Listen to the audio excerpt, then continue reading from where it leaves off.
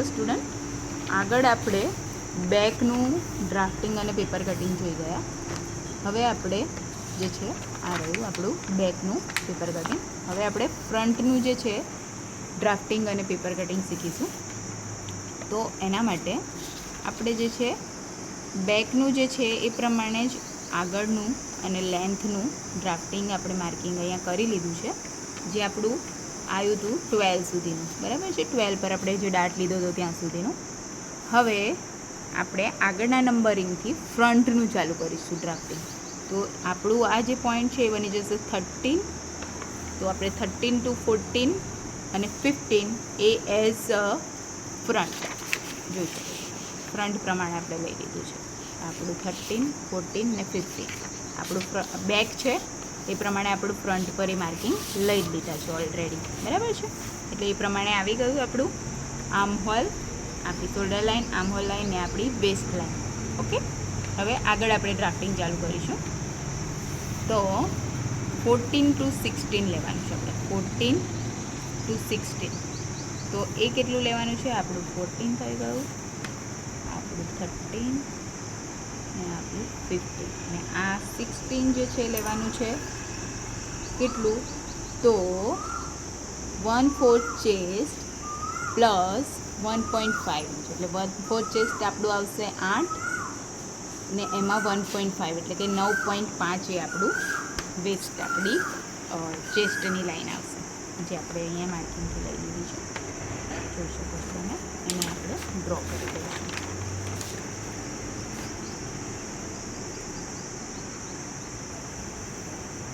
ઠીક છે. આ 14 ને આપણું આ 16, 1/8 ચેસ્ટ વત્તા 1.5 ઇંચ, બરાબર છે. એ ઉમેરીને આપણે લઈ લીધું છે. હવે એને સ્ક્વેર ડાઉન કરી લીધું છે નીચે. 15, 14, 17, 15 જોઈન્ટ કરી લીધું છે. તો એ આપણે કરી લઈશું. અહીંયા જે છે જે 14 to 15 છે એટલું 16 to 17 લઈ લીધું છે આપણે. એને આપણે આવી રીતે સ્ક્વેર ડાઉન કરી લીધું છે.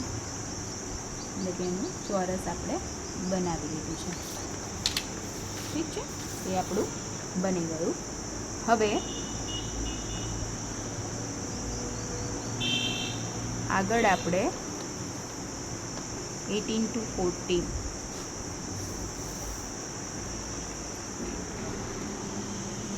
આપણે જે આ પોઈન્ટ લીધો છે આ 18 પોઈન્ટ છે.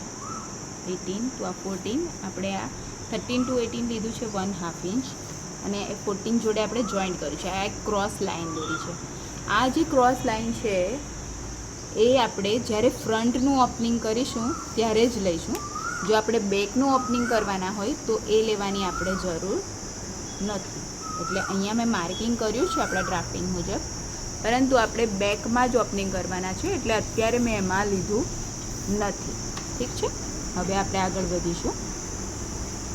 તો 18 to 19 એટલે કે અહીંયાથી આપણું 19 જે છે એ આપણે જે બેકમાં લીધું છે એ પ્રમાણે જ લેવાનું છે, પણ આપણે એ લીધું નથી એટલે બેઠું આપણે ફ્રન્ટથી એટલે કે અહીંયાથી જ આપણે આ લઈ લીધું છે આપણો પોઈન્ટ.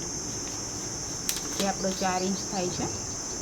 અને આપણે શોલ્ડરનો પણ પોઈન્ટ લઈ લીધો છે જે આપણે બેકમાં લીધો છે એ મુજબ છે. ઠીક છે, એટલે આપણું 21 અને ત્યાંથી 21 થી 23 આપણું જે છે 1/2 ખસીને આપણે એ મુજબ લઈ જ લીધેલું છે નંબરમાં.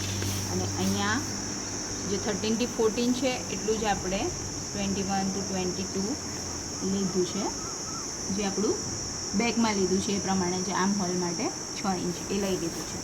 ઠીક છે, અને 20 જે 2 છે ત્યાંથી અહીંયા 24 આપણે લીધું છે 1 ઇંચ ને એને આપણે આર્મ હોલથી શેપ આપી દીધો છે આર્મ હોલ.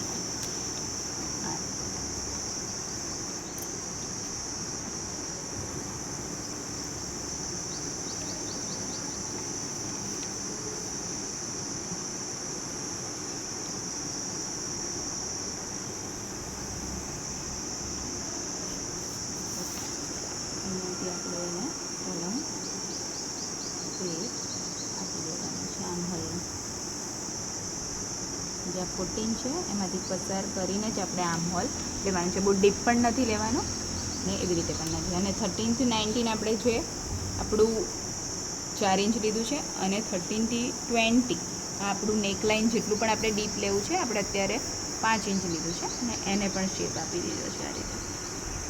આપણું આ ફ્રન્ટનું નેકલાઇન છે, આપણું ફ્રન્ટ છે. ઓકે, આપણું બેક આપણે જોઈ ગયા. હવે આપણે ફ્રન્ટનું જોઈ રહ્યા છીએ. ઠીક છે, આ રીતે આપણું આ મેઇન ડ્રાફ્ટિંગ રેડી છે. હવે આપણે જે છે લેવાનું છે ડાર્ટનું કેવી રીતના કરવાનું છે સેટ તે. તો એના માટે આપણે 14 to 17 જે છે એ આપણે મેઝરમેન્ટ પ્રમાણે લેવાનું છે. 112 ચેસ્ટ ને એમાં 3/4 ઉમેરવાનું છે. બરાબર છે.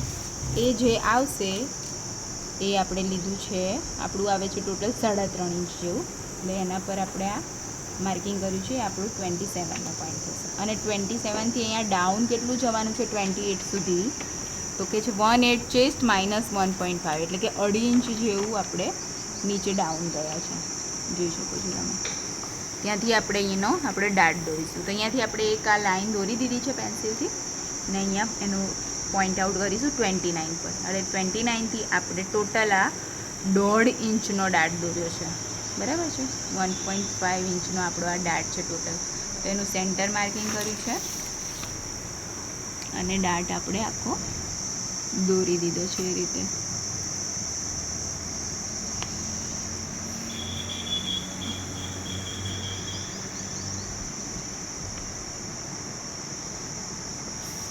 આપણો આ ટોટલ ડાર્ટ 1.5 ઇંચનો થાય છે. તમને એવું જો લાગતું હોય કે અહીંયા બહુ એ થયો છે તો અહીંયાથી બીજું 1 ઇંચ માઇનસ તમે કરી શકો છો. બરાબર છે.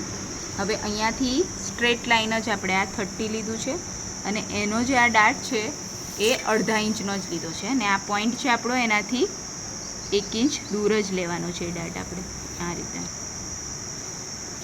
આપણા પોઈન્ટથી 1 ઇંચ દૂર. હવે આ સાઈડવાળો ડાર્ટ લેવાનો છે. તો એ 16 to 31 જે છે એ આપણે લેવાનું છે 1/8 ચેસ્ટ જે આવે છે આપણું 4. તો એ આપણે 4 અહીંયા લઈ લીધું છે 30. ને આ ટોટલ ડાર્ટ જે છે આપણો 3/4 ઇંચનો લેવાનો છે આપણે. ઓકે, આ જે ડાર્ટ છે આપણે 1 ઇંચનો ટોટલ લઈએ છીએ, 3/4 નથી લેવાનો, 1 ઇંચ. અને એને પણ જે આપણો પોઈન્ટ છે એ ત્યાંથી 1 ઇંચ દૂર રાખીને આપણે લઈ લીધો છે આ રીતે. એની ટોટલ જે વિડ્થ છે એ 1 ઇંચની છે. એટલે કે બંને બાજુ 1/2 ઇંચીસ.